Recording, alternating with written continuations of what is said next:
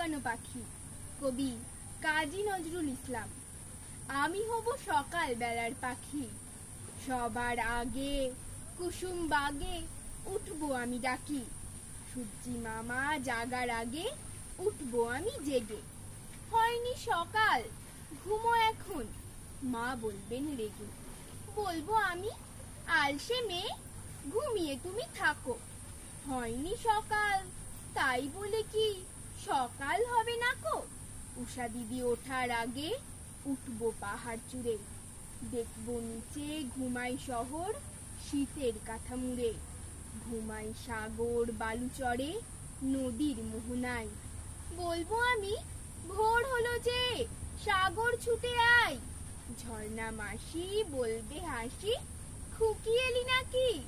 বলবো আমি, নইকো খুকি, ঘুম জাগানো পাখি।